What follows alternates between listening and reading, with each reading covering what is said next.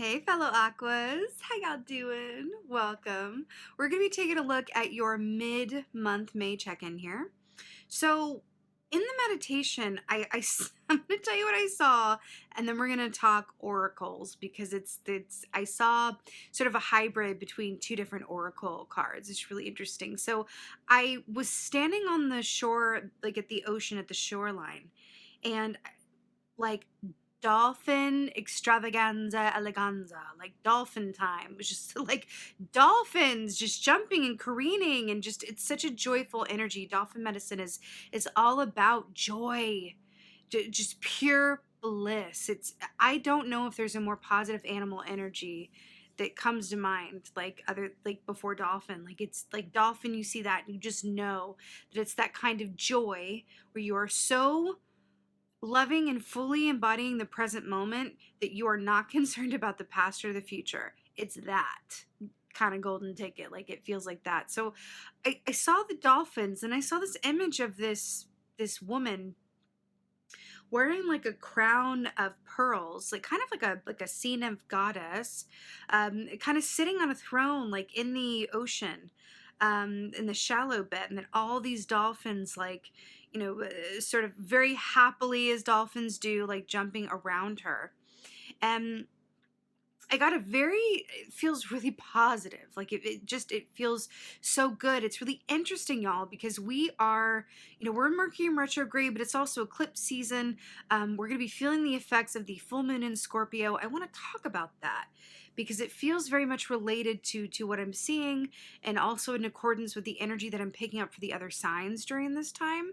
Our energy feels different, markedly different, and I can say that because I've done a few of the other signs now, and there's a lot of energy for others around allowing yourself to, allow what is yours to come to you, go with the flow, and really working with this energy of the eclipse time, of Mercury retrograde, of the full moon in Scorpio season to really look at the aspects of ourselves, the shadow aspects that maybe aren't our favorite, and integrate them again. And I feel the need to emphasize this. It's not about looking at our shadow sides and healing it so that they don't exist anymore, or so that they don't like get in our way anymore. Like, you're not my favorite, let's heal you and banish you and be gone. It's not like that. It's integration, which is quite different, really, because integration inherently is acceptance, right? When we look at it in terms of like, let's heal those shadows, that's saying like, you're not welcome at this party, so heal you and be gone. You know what I mean? But integration is like, I accept that you affect me just as much as the parts of myself that I do like and show to the world. So I'm going to accept you, acknowledge your existence, that you are here for a reason, and integrate you fully. So it's a yin and yang. It's the yin and yang, right? So that I am living an integrated experience where my light and my shadow are balanced. So I have shivers. There's really something in that. So I found like two oracles that feel like hybrids of this, of the image that I saw in meditation. So we're going to start with the oracles. We're doing it a bit different because this is what I saw. So like versions of this anyway. So I pulled up the dolphin key because it was like dolphins like this, like in the water. And I saw a goddess. She wasn't pregnant, but hey, like, let's go with it. It was very much this happy energy, and it says their happiness, dolphin happiness. So this feels like this is casting a glow on this time for us. But then hybrid energy was with the seahorse, because the goddess that I saw was wearing a crown. Is that a crown or a diadem? Yeah.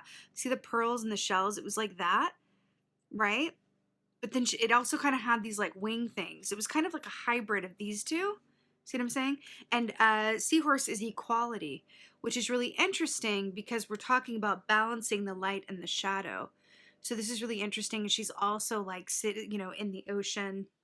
It feels like a hybrid energy between the seahorse and the dolphin for the second half of the month. I also got this really clear feeling that there's this call to not just integrate, but also it feels like the Aquarians have this ability. Maybe it's because we're the water bearers. You know, maybe we are more naturally suited to this time, because if you think about it, like Scorpio energy, it's very deep, it's very emotional, it's very intuitive and psychic. We as the water bearers have access to all of those gifts, and yet we have the ability to stand on the shore and have one foot in the ocean and one foot on land, and maintain our objectivity and observe what's happening at the same time, so that we're not just experiencing it. One foot is experiencing it and then the other foot is observing it. So our experiencer and our observer are working in tandem, really, at all times. It's sometimes we're more heavily in one and then we flip and we're more heavily in the other. This feels like it's an opportunity to be balanced in both and truly be the water bearer. I just got shivvies. It's really something else. Okay. Let's see what the cards have to say. Hey, fellow Aquas. Let's go ahead and see what the animal energy is for the second half of May. I have the two oracles we started with here. What is the animal energy for Aqua? Oh my God, it's so... the blessings are abundant. The turtle, yes. I love this. So this is one of the like, okay. Like, remember when I said there's no energy that's happier than the dolphin? Okay, turtle's number 2. Like, easily number 2 happy center. I'm so obsessed with this, y'all. So turtle energy, first of all, more water. Hello and goodbye. Turtle energy equates to that of the Four of Wands in the Tarot, which is about celebration, happiness, marriage, family, joy. It's such a beautiful celebratory 11/11 synchronicity kind of energy. This is that sort of I know exactly where I'm meant to be energy, which I don't know if there's anything better than that, right? Truly believing and embodying that. You know, another aspect of turtle energy speaks of carrying your home on your back, right? So there's a certain aspect of deriving a lot of joy from whatever or whomever or through whatever feels like home to you. Right? Home is not always a physical place. It's a state of mind. It's a feeling. You could have somewhere that you go that feels like home. That's like, you know, somewhere in nature, or someone is your home. So wherever they go is home, whatever that is for you. But this is like really, really beautiful. I'm hearing something really funny. So, do you ever like go on vacation far away from your home? And you're going to relate to this, especially if you have animals, for sure. But you go away and you're having a great time on vacation, but you're kind of thinking about the house. Are your animals okay? Or is the house okay? Like, if you have a house sitter or not, like, are things holding up? Is there something that, you know, is it going to be okay without me? Like, what's going on at home? So there's no greater feeling. And that's what this feels like, of not only are you really enjoying yourself and really enjoying a lot of like play here and happiness, but it also feels like you're not worried about anything outside of that. It's like you're exactly where you are, fully embodied. You know that your home is where you are, or it's well taken care of, or it's the feeling of home is with you. I mean, this is so beautiful. Four of Wands realness. I'm so here for it. You know, there's also a certain ancient energy that goes along with turtle, like within the, you know, Buddhist tradition. There's the turtle that carries the world. Oh, stop it now, but don't you dare stop, because I literally cannot with this reading. I do not even know how more overtly positive this could possibly get. First of all, the world turtle carrying the world on your back, it speaks of a certain, you know, limitless and expansion of, you know, everything being in order at all times. So there's that element of this as well. Did we just get the sun card though? Every time I'm like, this is the happiest thing. Okay, this is number 2. And then we have the happiest key in the whole tarot. Stop. It's so good. Did we not talk about yin and yang with the black and the white? And then we have the lemur, who is black and white, which is about balancing the heart and the head. Stop.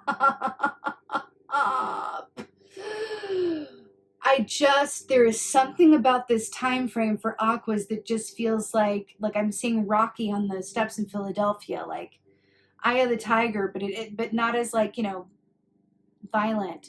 or machismo. But this just feels so amazing. The sun is about happy. I feel like I'm repeating myself now. Happiness, joy, contentment, good health.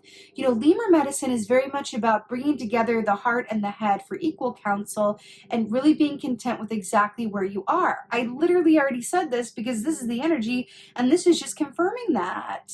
Literally. I have to say what's coming through is a very summery vibes, no? We are heading towards, in the northern hemisphere anyway, the summer solstice next month. I feel like this is casting a glow. Let me tell you something. I feel the need to talk about this because it's coming up here again with the sun and the sea. The sun and the sea. The sun and the sea. There's something about that. So when I was meditating for the collective this morning, I got a very distinct, and I'm going to tell you what I saw. I'm not telling the other signs this, not because it's a secret, but because I didn't really feel like I needed to like specify. But I'm going to tell you what I saw for the collective. So I saw a bunch of fire ants coming up and really getting angry and surrounding the collective. And then I saw the ocean, and I saw the ocean come in and wash over the fire ants. But instead of like killing or harming them, it calmed them down. And I heard there's going to be a lot of relief in Domnu season. So Domnu rules, she's the water goddess. She's Queen of Cups, right? She rules the Yemaya, right? And Orisha, oh my God. And that's Yemaya right there. Interesting. Anyway, look up Yemaya. She's beautiful. Beautiful goddess Orisha of emotional healing and the lakes and seas and water. She's wonderful. Anyway, so relief in Domnu season. So Domnu season is the season that comes after Beltane. It begins with the summer solstice around June 20th, and then aka Litha, and then goes until Lammas, which is around, it's like late July, August 1st, okay? So that time period, that 6 weeks, feels incredibly important. It feels very happy. It feels like there's going to be a lot of relief. There is a collective anxiety that I was picking up on for a certain part of the collective. The collective that is experiencing the greatest anxiety right now is the part of the collective that is resisting change or resisting looking at the aspects of themselves that want to come up for integration.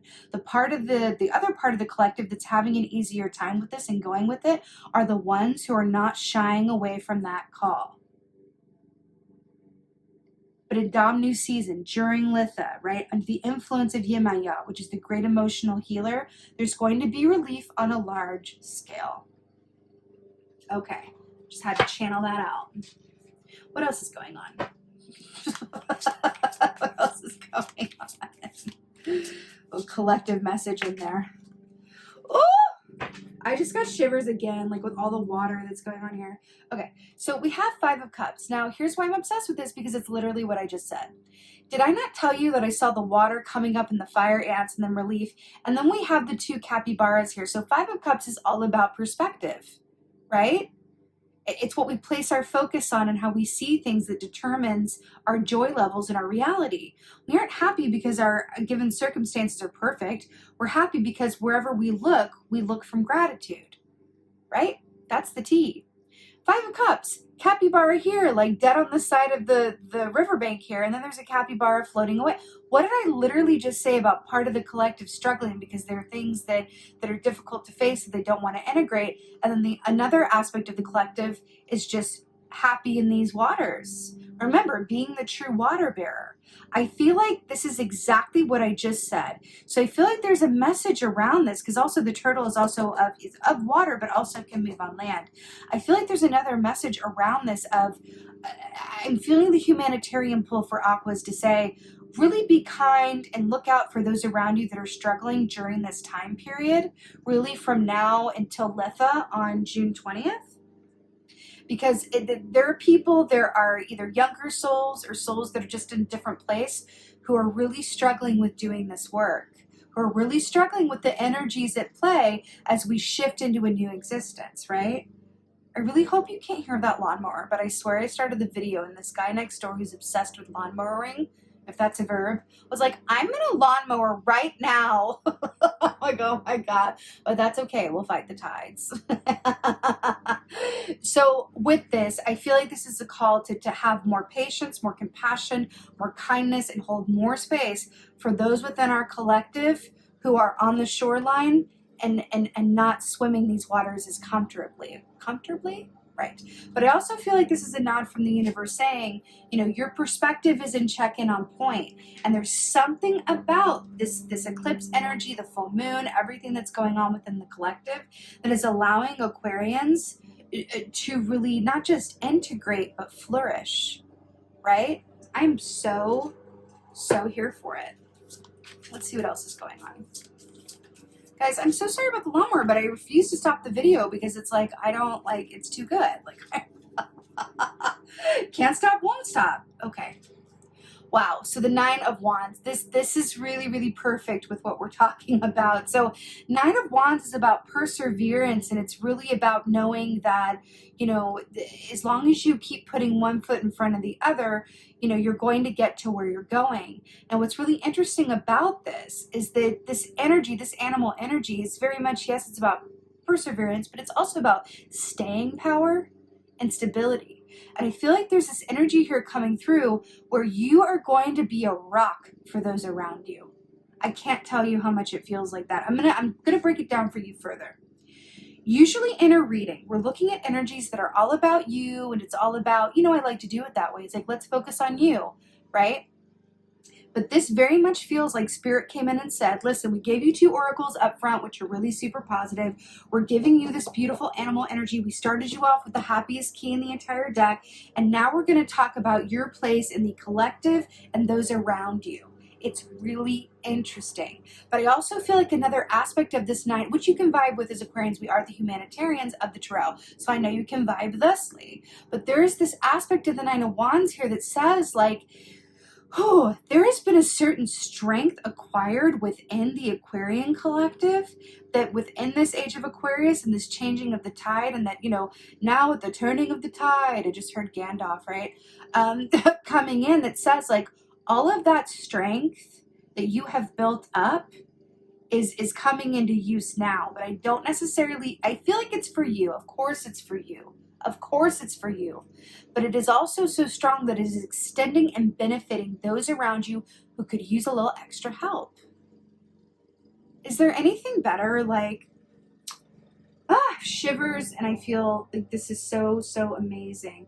So let's get an oracle here. I feel like getting the Ancestor Oracle. This is the new Stephen D. Farmer Ancestors deck. I recommended it in my latest newsletter. Really obsessed with it. Let's go ahead and get a oracle. This is really something else, Aqua. I just feel like all the things. Oh my. This is really okay. So we have animal here, which is really funny because we had 2 animal oracles to start with, and like it's all animals for this reading. Like, look, there's nothing but animals here. So it's really so fun. So animal, and this says instinct. So this is really interesting. You know what I'm really drawn to here, I believe this is a puma or a cougar. What I'm really drawn to here is standing on the edge of this cliff here with the dark clouds and using this instinct as to knowing which way to go next. This is really interesting because if you think about it, you know, being in the water, being around this energy, coming from a place of instinct, I feel like you're going to be called to not look at your situation and where you're going too far ahead, but approach this time like an animal would. The animal doesn't go like, I'm going to go to the grocery store and really stock up the refrigerator, right? The animal goes, okay, let's find lunch. And then once lunch is done, okay, let's do dinner, but only when they get hungry again, right? For the most part. There's some animals who stock in store for sure, depending on the season.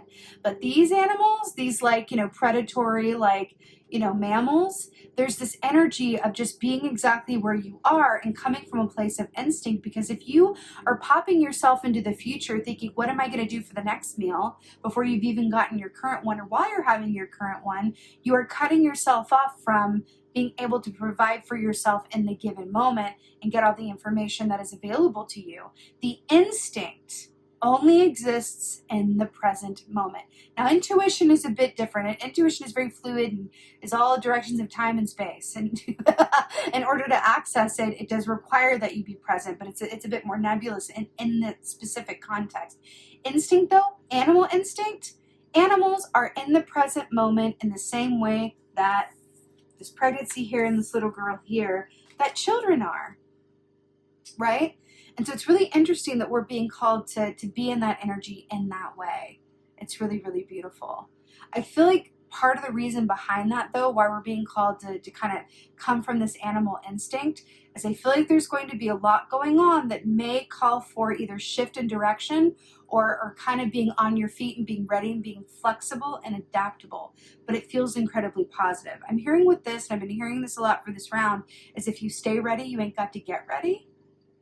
I feel like there are things coming. You're being called to just really tune into where you are and follow your instincts. Because there's also there's an aspect of cloudiness to the current energy where things are not necessarily as they appear, or it's about looking at it from a different perspective, like we saw here. So I'm really hearing to tap into your instincts if things start to feel confusing or you can't see the forest through the trees, which I feel like is a lot of the energy around you as opposed to coming from you, but we are susceptible to it all the same. Tap into that animal instinct and remind yourself that you know exactly what's going on. As an Aquarian, you are here for this new age in Aquarius, and you are at a point where you have set yourself up and prepared yourself to not only exist within the current, kind of more challenging energies for the collective, but thrive within them, right? There's something to that. I actually want to get some advice as well. It's funny because for this mid-month check-in, I'm doing it like I did the Beltane readings, where I do the 3 and the Oracle and all of this format without the clarifiers, and then I get an advice, but I'm doing everything out of order because I started with the oracles that I'm doing here. So I'm loving it, though. I'm going to go with the flow and be a sea animal about it and get the advice last. So I'm here for it. Whoa. Okay. 3 of Swords in reverse. So I feel like this came up recently in a weekly reading I just did. So 3 of Swords in the upright is about heart pain that's connected to the past. It's about a lot of mental tensions. It's the swords, as you know, that really can affect us in every way, shape, and form, right? It's that really, really heavy pain. The fact that it's in reverse, these swords are about to fall out, right? And do you see how it's the same like dark and stormy sky that's here? We're also talking about cluing yourself into the given moment and being exactly where you are. I feel like this is directly speaking to the shadow aspects that are coming up for integration. And I'm hearing that you are very much being invited to do that in some way, shape, or form as the opportunity arises. Now, I do feel like a good group of you are going to be able to, it's not that we're exempt from this, it's that we're going to be having a more fluid time going about it because we are accepting it and choosing to work with it as opposed to fighting it. Does that make sense? As the water bearers. Does that make sense? There are other signs that are going to be thrown into the depths of the ocean asking to work on these things, like the fire ants as well, right? And there are others who are going to, have 1 foot on land to ground themselves and then 1 foot in the water so that they can do this work in a balanced way. And I feel like that's why the 3 of Swords is in reverse. For a lot of others, it's going to be in the upright around this work, the parts of ourselves that we don't like to look at, the parts that our own responsibility for our pain and how we've been holding ourselves back, and the pain that, we've caused others, or the past pain that has affected our choices, how we made fear-based choices over love-based choices, all of those things that are difficult to look at. Ultimately, how have we played a role in where we are and where we are not? But for us, this is flipped up in the reverse and coming up as advice, right? Which is saying, I'm hearing this, forgive everyone for everything. That includes you. That's the way forward with this energy. Forgive everyone for everything, including yourself. And I feel like I just felt you guys go, yes, I can do that. It doesn't feel like an energy of like, no, or like, that sounds really hard. I feel like there's something within the energy for Aquas that goes, yeah, I'm about ready for that. Or that sounds good. Order up, that sounds good. This is really beautiful. This is like the tonic for the collective. The thing is, they have it like this. We have it like this. And so not only can you do this with and for yourself, but others around you are going to benefit from you doing this, right? This is integration. This is denial. Integration, denial, integration. So here for it. With that being said, Aquas, this is your mid-May check-in. Thank you guys so much for being here. I so hope that this helps and resonates. If so, please let me know in the comments below, because I absolutely love reading your comments. Please like, please share, please subscribe. I absolutely love you for it and so appreciate you. And with that being said, just thank you so much as always, and most of all, thank you for being you. And be well. Until next time.